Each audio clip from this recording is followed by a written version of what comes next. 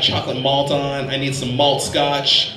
He just came back from the pyramids. He was a part of the ceasefire deal, but I don't know if he's Muslim or not. Guys, make some noise for Mr. Alec Malt.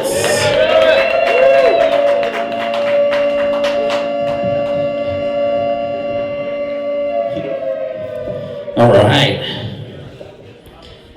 This is what the pussification of America looks like. Happy to be here, though, at the Moose Lodge. I just want to start off by saying, fuck the Elks. Am I right? Right, people at the bar? Fuck the Elks. Yes.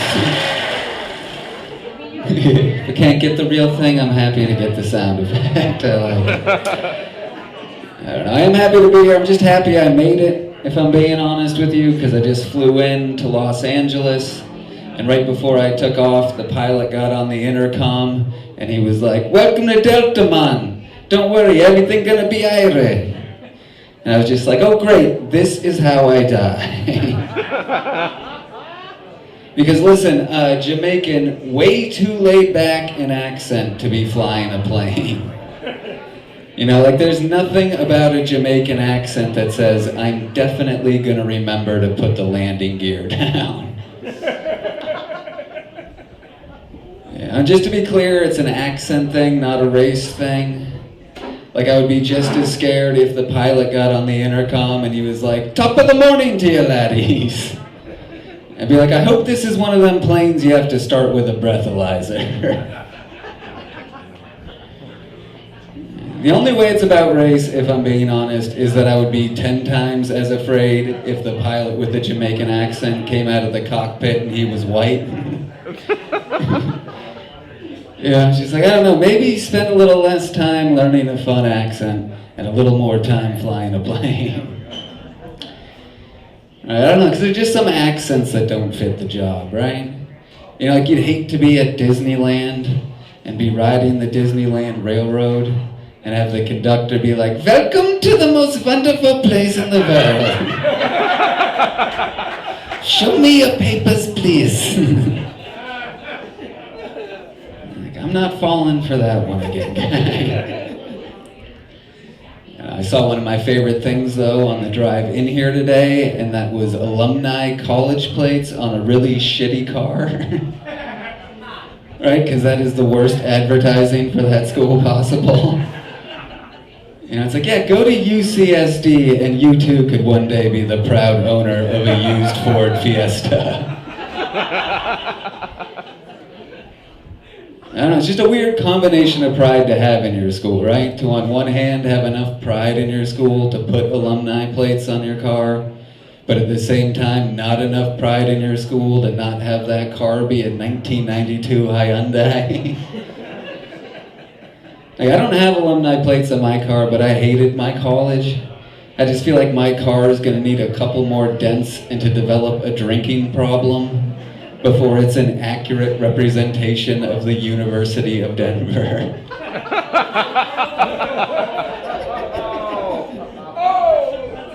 I didn't realize we had so many University of Denver fans in the house. I don't know. I don't drink anymore because I was a bad drunk. The only person still trying to get me to drink these days is my Google News feed. Like, every time I type in cures for depression, it's just like, hey, just wanted to remind you, vodka still exists. And I know they know I don't drink anymore too, because you can click those 3 little dots on the ad and it will tell you why you're seeing the ad. And every time it's just like, yeah, we thought because of your interest in non-alcoholic beer, you might be interested in real beer. It's like the beer you drink, only better and more fun. I don't know, my theory about the thing is just the alcohol industry took a big hit when I quit drinking, and now they're just like $1 million to the guy who can get him to drink again. Like, I think I'm what they call in other industries a whale. And I am happy to be here. I'm happy to be here mostly because my wife and I just bought a house, and if I was home, I would have to be helping her unpack right now. Listen, I hate unpacking. I had to find a show to watch while I was doing it. I became obsessed with that show, Naked and Afraid. Yeah, I love that show.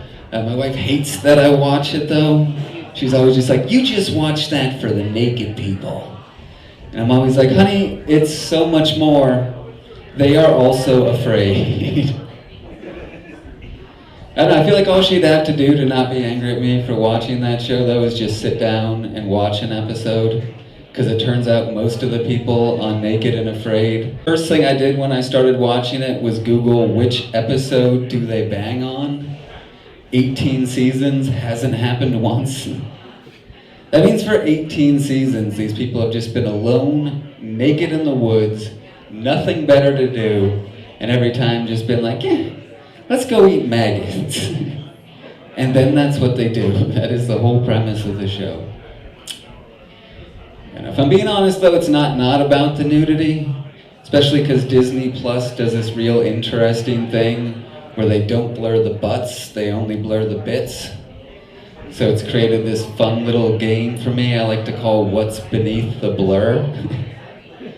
Because like sometimes you'll see a guy from behind, no butt blur, and just a little blur dangling out between his legs. And you're just like, good for Steve. Just him and a hog out there in the Mojave building a lean-to. You know, sometimes you'll see a woman from behind, same thing. No butt blur, little blur dangling out between the legs. You're just like, them some dangly lips, Jess. I guess watch out for thorns. Am I being played off for that joke? Okay, I get the hint.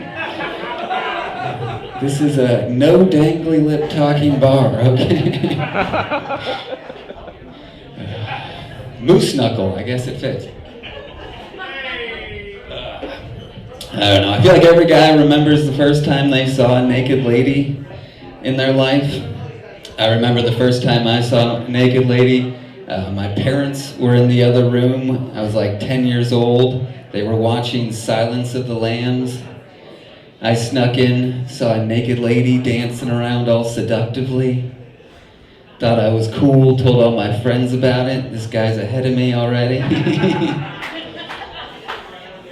Like 10 years later, I actually saw Silence of the Lambs, and turns out what I had in fact seen was a male serial killer tuck his dick between his legs, making what is commonly referred to as a mangina,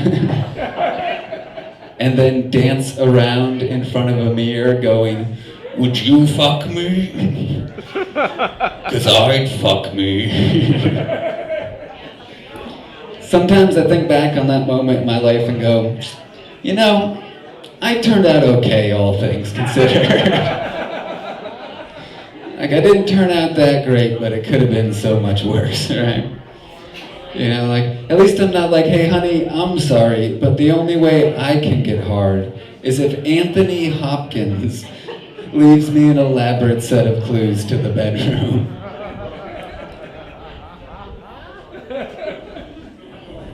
We did just buy a house, though. I've lived in apartments my entire life. This is my first time having a house.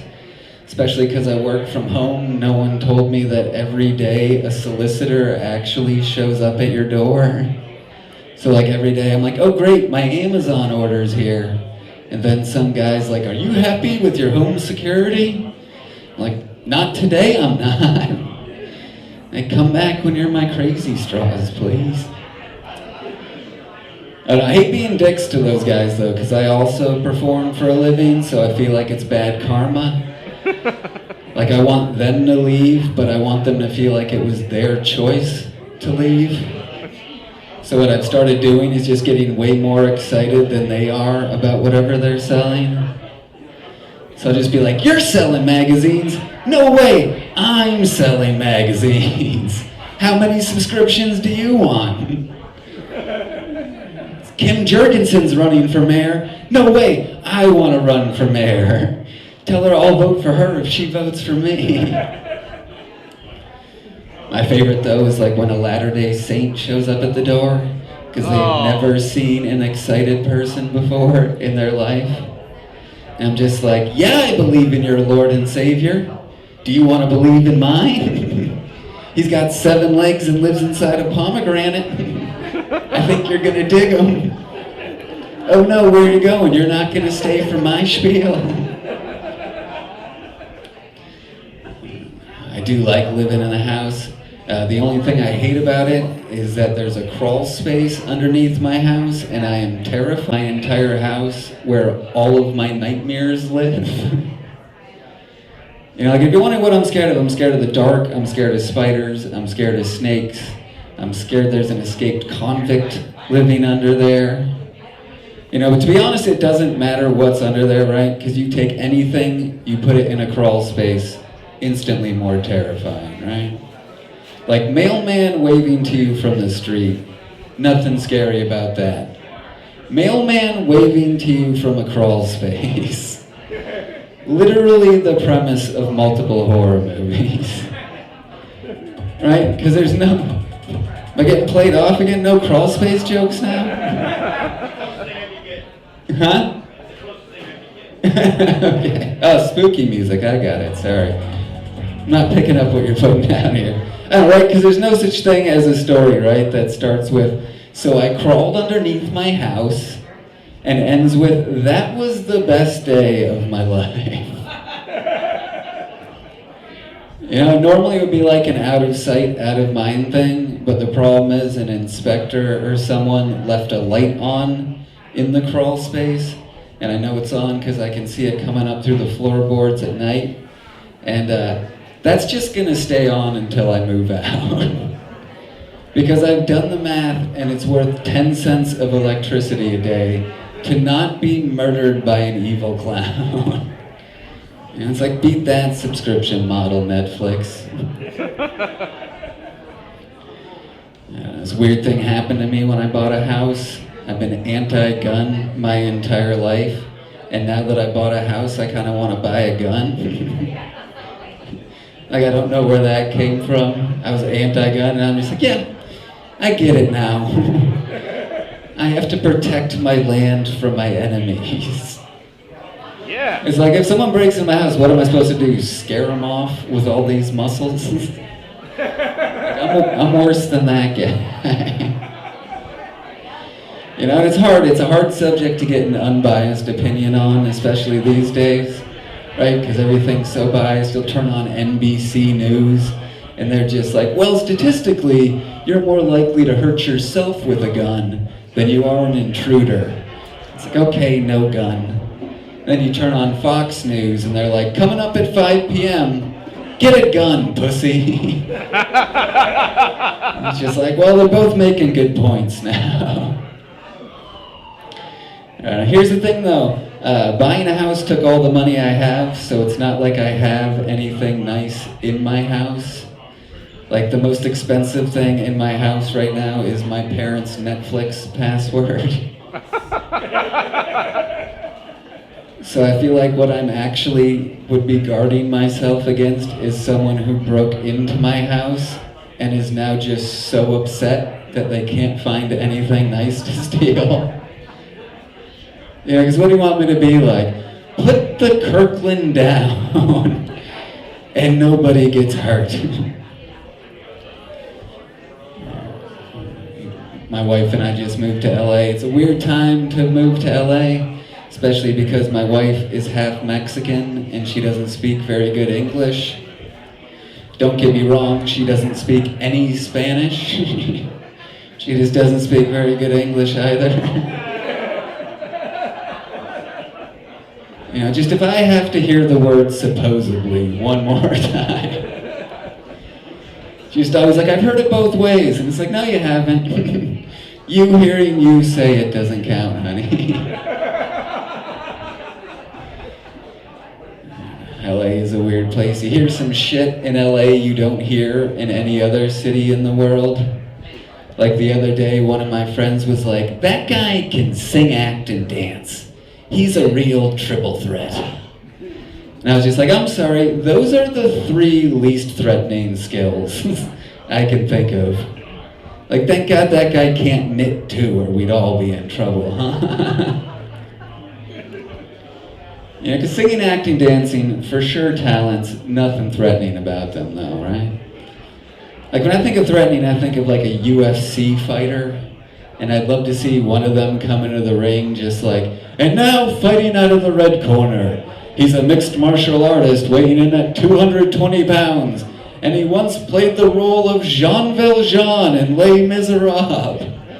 Please welcome Darren the Murderer. If I had started walking up to people going, I can sing, act, and dance. I'm a real triple threat. Like, I'm not sure that would have been any match for the Boston triple threat, which was kicking you, punching you, and calling you wicked gay. All right, I've been Alex Malt. Thank you very much.